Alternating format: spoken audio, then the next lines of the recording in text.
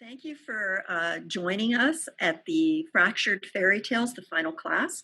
My name is Deborah Finkston. I'm with Prescott Valley Adult Services. I'm an instructor. I've been in education a long time. I want to thank you for joining us for the class 2 of this 2-class series, Fractured Fairy Tales. As you notice, we're using a different form of technology. Last class, I was being filmed over our big screen down in our digital media lab. This week, we're trying the Zoom platform, so we can send you this great video and hope you enjoy it. Just thank you for your patience and your kindness as we are learning what platforms, what software works best, what technology works best for our classes. And we hope that you enjoy. So let's dive in to Fractured Fairy Tales. Now, I want to do a really short, quick review of what we learned last class 2 weeks ago. And to fracture a fairy tale, you must first know what a fairy tale is. And there are certain specific elements to a fairy tale. And those elements are, number one, there has to be a beginning and an ending. There has to be that once upon a time in a galaxy far, far away. You have to have that entry line into your fairy tale. And also you have to have an exit line. Remember, fairy tales work on a balance. And so they lived happily ever after. They went off on the yellow brick road. You know, you have to have that opening and you have to have that closing. Also, you have to have that good character and that bad character. The good character, the good witch and the bad evil witch. You want to have those, you have to have that good and that evil, that balance. You also want to have, you have to have magic. That can come in elves and trolls. It can become in magic characters. It can become magic potions, magic beans, spell casting, a spinning wheel where they prick their finger and it, puts them to sleep. You have to have that magic element in a fairy tale. And you also have to have a problem and you have to have that solution. You can't just have a problem and then just let it be. You can't have, just a happy story. No, you have to have that balance. So you have to have a problem, a conflict, and a solution to that conflict. And then also in fairy tales, we have the reoccurring numbers and patterns. 3s and 7s are fairy tale numbers. 3 little pigs, 3 bears, 7 dwarfs. That 3, 7 have to be there. So those are some elements that have to exist to make your story a fairy tale. Beginning and ending words, good and evil characters, the problem and solution, magic, and then that reoccurring numbers, 3 and 7. And then sometimes people will throw into a lot of fairy tales royalty, kings, queens, princes, princesses, castles, that type of stuff. And also poverty. If you are going to throw into your fairy tale royalty, then you have to have that balance. Remember, fairy tales are balanced. You have to have that balance of poverty. So a lot of times you will find those things in fairy tales. Now, then we talked about fracturing. You have to have a fairy tale before you can fracture it. And remember, to fracture a fairy tale, you can pick a lot of elements on that. And we're going to talk about that in a minute. But fractured fairy tale is not a parody. A parody is where you take any story. It can be a story about anything and you add twists to it. That is a parody.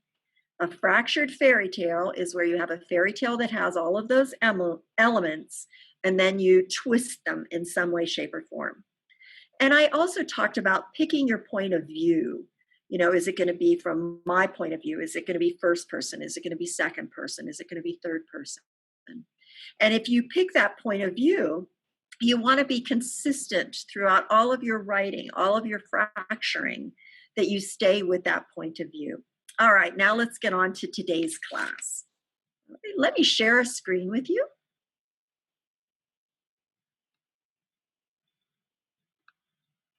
All right, and if you see me, I'm down in the corner. So if you want to look at the old lady that's teaching, here I am. But let's look at fractured fairy tales. Now, authors take that fairy tale story, and they want to change a few things. And I suggest that you change at least 3, staying in that 3 to 7. You want to at least change 3 elements of that fairy tale to fracture it. So authors might want to change they want to make new or different characters. They want to change those characters up in some way. Remember, we talked about Red Riding Hood, maybe making it Blue Riding Hood. Or as in the fractured fairy tale that we heard last class, they made Red Riding Hood, she had a store. So you can make that character new and different. You can also switch your good characters and your bad characters. When we did Red Riding Hood, she became the nightmare. She wanted his skin, and the wolf became the good character. You can also change the different settings. No longer were we in the woods, we were in Hollywood, which was fantastic. So you can change those settings. Make it funny. A fractured fairy tale is a humorous writing. Rarely is it evil or scary. You can also change that and make it modern. Again, with Red Riding Hood, we brought her to Hollywood. We introduced that new character of the woman that wanted the coat. You can make it modern if you like. And then you make things new or different events. If you wanted to I have a picture here of Jack and the Beanstalk, maybe you bring in aliens. And we've got those type of things. You can add things too, but you want to keep, if you are going to change events, you are going to still want to stay consistent with the original story in some way, shape, or form. Oop, boy, I jumped, didn't I? All right, let's go back to our character. Go back here. All right. Now, there are several different sides to every story. There's your side, there's my side. And which is truth? It doesn't really matter. We're looking at fairy tales here. Today, we are going to look at the 3 Little Pigs. Now, during this activity, I want you to take notes, as you did last week, on the true original fairy tale. Now, I'm going to read the original fairy tale to you, the traditional story. There's been a couple of rewrites on 3 Little Pigs. And I want you to listen for the opening line, the closing line, what took place. Again, we have the 3 pigs who were the good character, the bad character. What happens in the middle of the story? What's the problem? What's the solution? What is the magic element? Also, so be thinking of those. How does it end? So be thinking about those elements, maybe taking a couple notes. So let's listen to the 3 Little Pigs, the traditional story. Once upon a time, there were 3 little pigs who lived with their mother.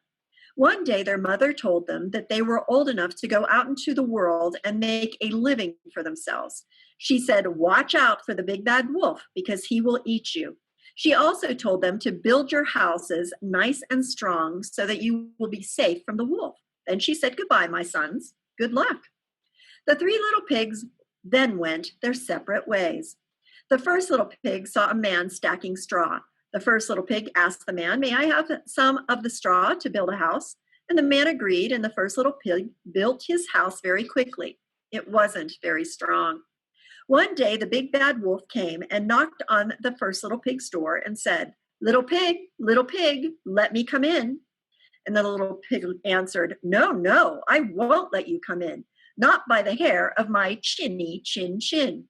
"Well," said the wolf, "then I'll huff, and I'll puff, and I'll blow your house in." So he huffed, and he puffed, and he blew the house down and ate the little pig. The second little pig was going along the road when he met a man stacking a pile of sticks. The second little pig asked the man, "May I have some of those sticks to build myself a house?" Then the man gave them to him, and the second little pig built his house of sticks. Then one day the second little pig heard a knock at the door.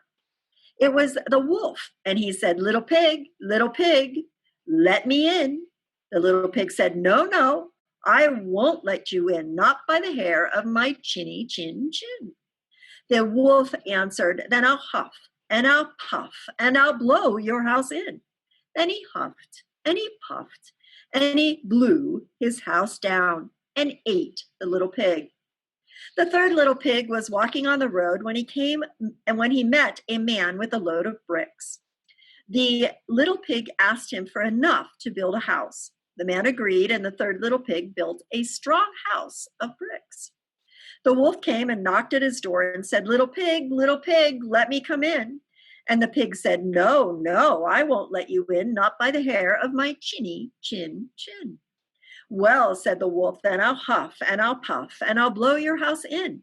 So he huffed and he puffed and he puffed and he huffed and he puffed and he huffed, but he couldn't blow the house down. The frustrated wolf said, little pig, I know where there's a nice field of turnips. And the little pig asked, where? And the wolf answered, at Mrs. Smith's farm. We can go there together tomorrow at 9 o'clock. And the little pig nodded and said, 9 o'clock, I'll be ready. The next morning, the pig got up early at 8 o'clock and went to Mrs. Smith's farm and got all the turnips he could carry and was home again before 9. Then the big bad wolf came around at 9 o'clock sharp and asked, little pig, are you ready? But the little pig said, I've already gone to the field and gotten some turnips, but thanks anyway. This made the wolf very mad, but in a calm voice he said, very well then. By the way, I know where there's a nice ripe apple tree. And the little pig asked, where is it?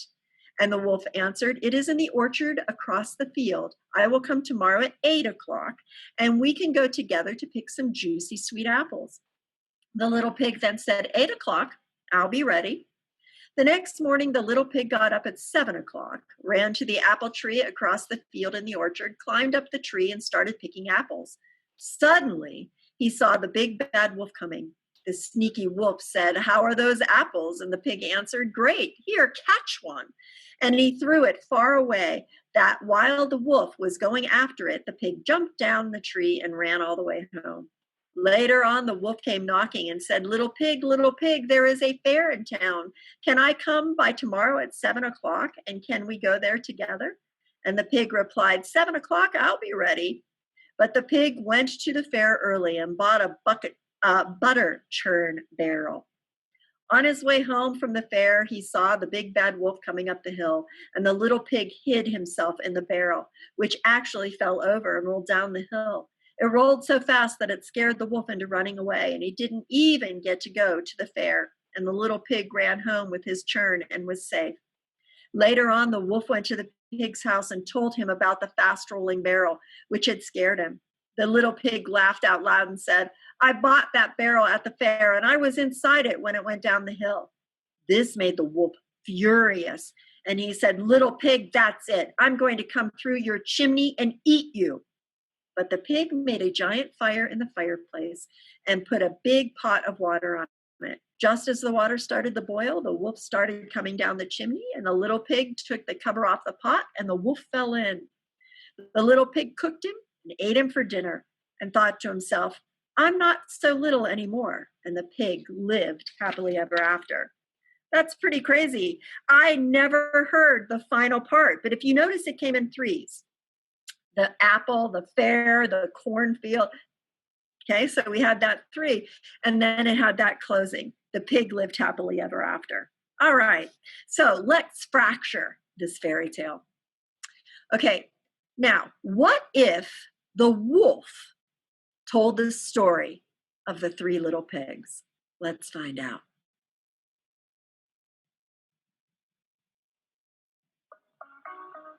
Everybody knows the story of the 3 little pigs. Or at least they think they do.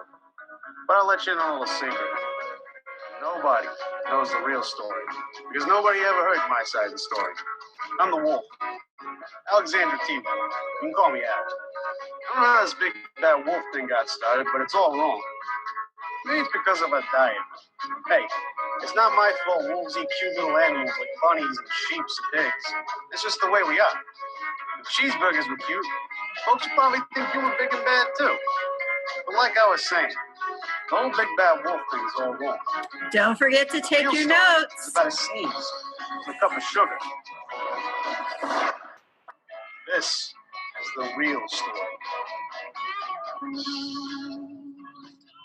Way back in Once Upon a Time, I was making a birthday cake for my dear old granny. And I had this terrible sneezing cold. And then I ran out of sugar. So I walked down the street to ask my neighbor for a cup of sugar. Now, this neighbor was a pig. And he wasn't too bright neither. He had his whole house built out of straw. Can you believe it? I mean, who in his right mind builds a house out of straw? So, of course, the minute I knocked on the door, it fell right in. I didn't just want to walk right into someone else's house, so I called out. Hello? Little pig? Little pig, are you in? Are you in here? No answer. I was just about to go home without a cup of sugar for my dear old granny's birthday cake. And that's when my nose started to itch. I felt a sneeze coming on. I huffed, and I snuffed, and I sneezed a great sneeze. You know what? That whole darn house fell down. And right in the middle of that pile of straw was our first little pig, dead as a doornail. He'd been home the whole time. It seemed like a shame to leave a perfectly good ham dinner just, lying there in the straw. So I ate it up. I ate the pig. I think it was like a big cheeseburger just lying there. I was feeling a little better, but I still didn't have my cup of sugar. So I went to the next neighbor's house. Now this neighbor was the first little pig's brother. He was a little smarter, but not much. He had the house built of sticks. I rang the bell in the stick house. Nobody answered. And then I called. Hey, Mr. Pig! Mr. Pig, are you in? And he yelled back. Go away, Wolf. You can't come in. I'm shaving the hairs on my chinny chin chin. I had just grabbed the doorknob when I felt another sneeze coming on. I huffed, and I snuffed, and I tried to cover my mouth this time, but I sneezed a great sneeze. You're not going to believe it, but this guy's house fell down just like his brother's. And when the dust cleared, there was a second little pig, dead as a doornail. Wolf's honor. Now, food will spoil if you just leave it out in the open. So I did the only thing that was left to do. I had dinner again. Think of it as like a second helping. I was getting awfully full. But my cold was feeling a little better. And I still didn't have my cup of sugar for my dear old granny's birthday cake. So I went to the next house. And this guy was the first and second pig's brother. He must have been the brains of the family, because he had built his house out of bricks. I knocked on the brick house.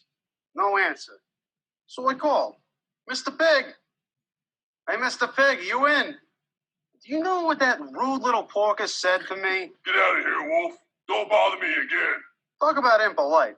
He probably had a whole sack full of sugar in there. And he wouldn't even give me one little cup for my dear sweet granny's birthday cake. What a pig. I was just about to go home and maybe make a nice birthday card instead of a cake when I felt my cold coming on. I huffed, and I snuffed, and I sneezed once again. And then the third little pig yelled, And your old granny can sit on a pin. Now I'm usually a pretty calm fella. When somebody talks about my granny like that, I go a little crazy. The cops drove up, of course. I was trying to break down the pig's door. And the whole time I was huffing and puffing and sneezing and making a real scene. The rest, as they say, is history. The news reporters found out about the two pigs I had. They figured a sick guy going to borrow a cup of sugar didn't sound very exciting. So they jazzed the story up with all that puff and blow your house down.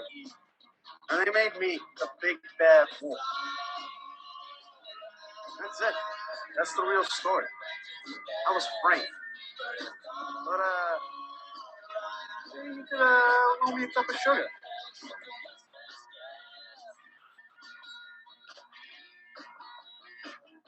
All right.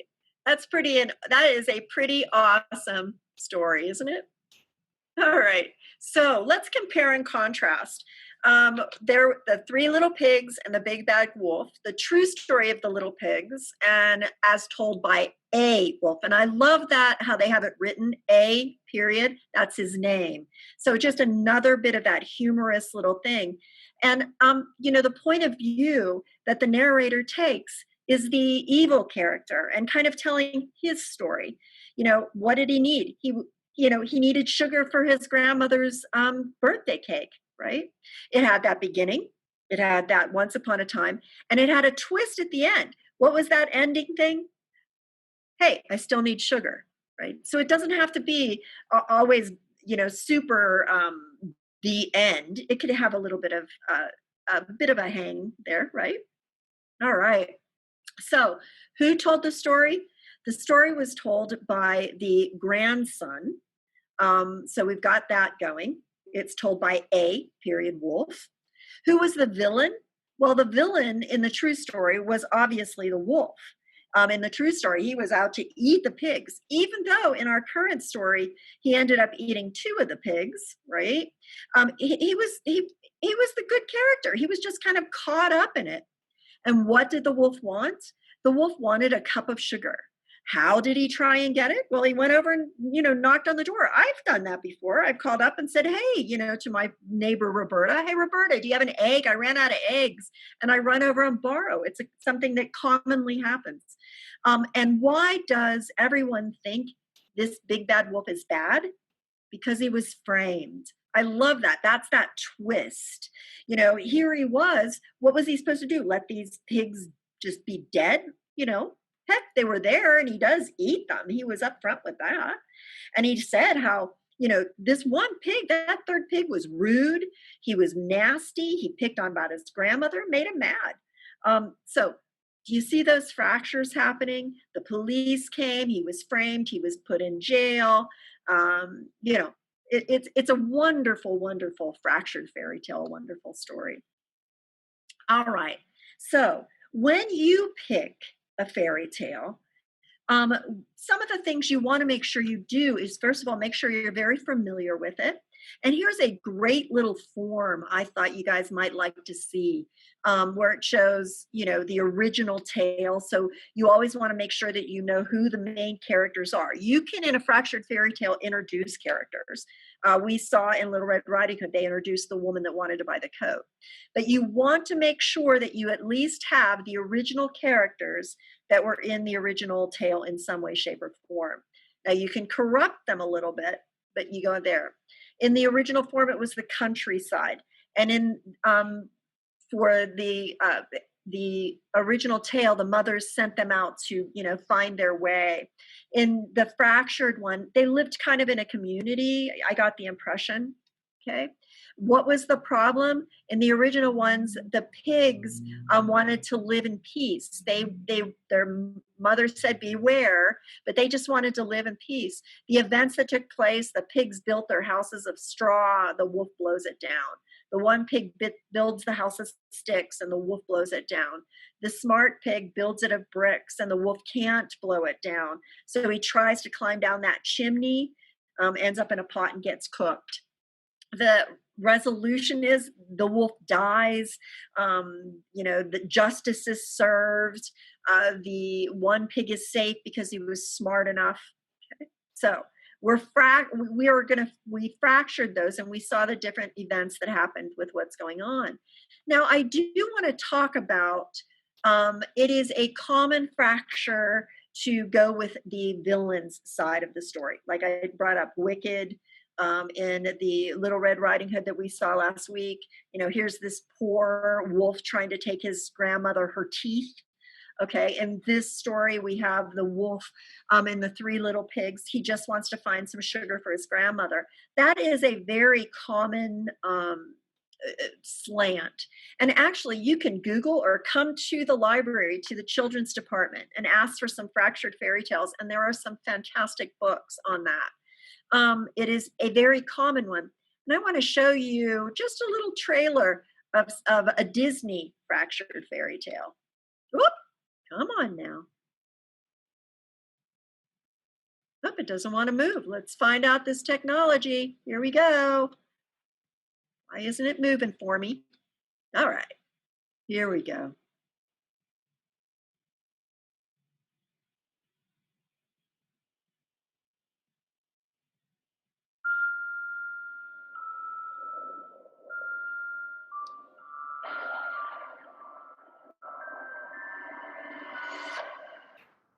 Well, Evil character. I shall bestow a gift on the child. Castle, prince, kings, 3 fairy godmothers. The sun sets on her 16th Magic. birthday. She will fall into a sleep like death.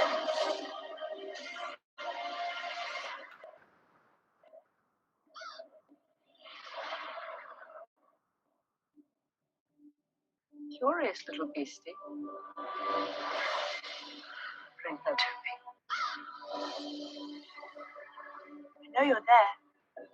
Don't be afraid. I am not afraid. Then come out. And you'll be afraid. The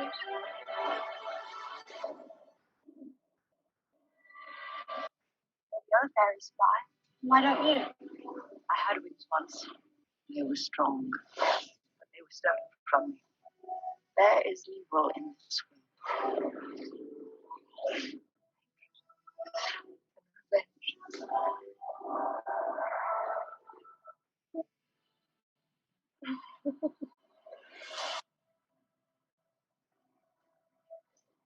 They leave her head. I call on those who live in the shadows.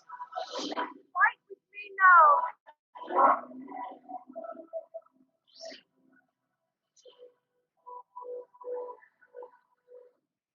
Is it true? You're Maleficent.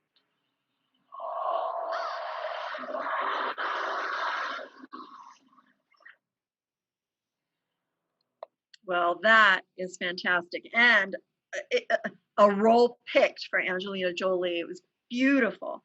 So, what does the villain want? We're not quite sure because we just saw a trailer, but she wants what other people want. She wants a good life, a happy life. Why do they exist? What is she willing to do to get it? What stands in her way? How might they be viewed as a hero as opposed to a real villain? Okay. How does the character justify their actions? What makes them so bad? And I don't know if you've ever seen the movie, Melissa. We, again, have the DVD here at our library. But her wings get cut off by the king, and it's, very upsetting. How much do they themselves not see themselves as being bad? Remember, in just what we heard with the wolf, he wasn't thinking he was bad. He was just borrowing sugar for his grandmother. And when the house fell down, the pig was dead. What was he supposed to do? Just let it rot? No, he was eating it. He was cleaning up. And how would you feel if someone ruined your plans to get what you want? So there's also different ways. If you are looking at fracturing that villain character, make sure you complete it. Make sure you really know that villain and you want to cover all of the aspects of him. Oh, goodness gracious. There we go. Okay, so fracture your fairy tale. You may change additional details of the fairy tale, such as the setting, make it a different time period or a country. There's been many of Cinderella fractures where they've brought it up to New York City. Brought Cinderella into New York City, and she's living in New York City. You can change the gender, the ethnicity of the character, like an Egyptian Cinderella or a Cinderfella. That has been done as well, which is pretty awesome. And so if we want to look at how the fracturing for the wolf and the 3 little pigs, the main character in the original tale were the 3 little pigs. They were the main characters. Well, in the fractured fairy tale, the main character was the wolf. They were both still set in the countryside, but in the fractured fairy tale, I still see more of a suburbia type situation. In the problem for the 3 little pigs, they were trying to live in peace in the original one. The problem for the fractured fairy tale is that he was trying to find that cup of sugar for his grandmother, and he was, going out to borrow something from his rude neighbors, those 3 little pigs. The events, the wolf visits the first pig in the straw house, and he sneezed. It was, accidental, He had a cold. It was all an accident. The second house, again, an accident. He sneezed. And what was he supposed to do? Just let their dead bodies be there? And then the third one, he was visiting, but that pig was rude. He insults his grandmother. He was just rude. And the wolf lost his temper and he called the police. And the resolution was that the pig framed, the bad wolf was framed. And the news reports thought it was boring that he was just borrowing a cup of sugar. So they corrupted it and just talked about the evil things. All right. So in today, we talked about another example of a fractured fairy tale. We talked about the elements, and I certainly hope that you will strive to just try something little. Try writing a fractured fairy tale. If you don't feel confident enough to try and write, come into the library, go over to the children's section and look at some fractured fairy tales. Go online. There are a lot of fractured fairy tale writing blogs where you can share yours. I hope you enjoyed this 2-class session. Again, thank you for your patience as we are trying new technologies, trying to get programs out there.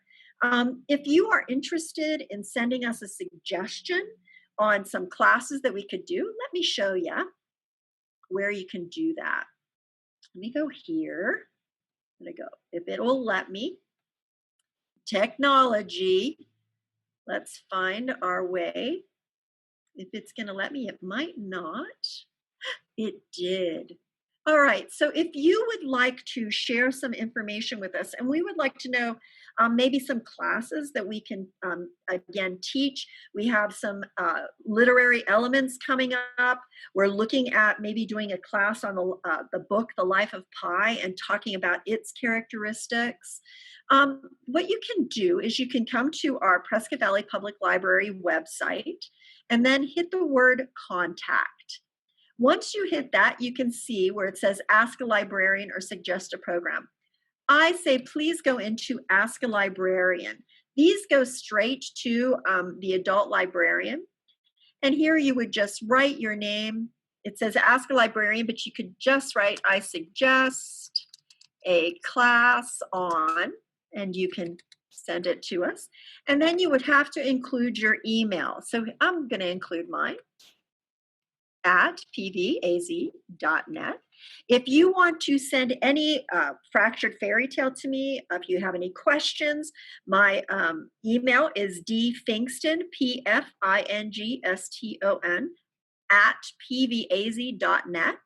And then you would just hit submit. All right. So please send us any program or presentation you might be interested in. You can do it this way. You are also welcome to please give us a call.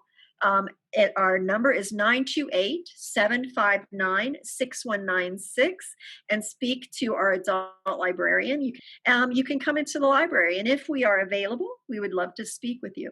Again, thank you so much for joining for Fractured Fairy Tales, and it was a wonderful opportunity to teach you. Thank you so much and enjoy. Have a wonderful day.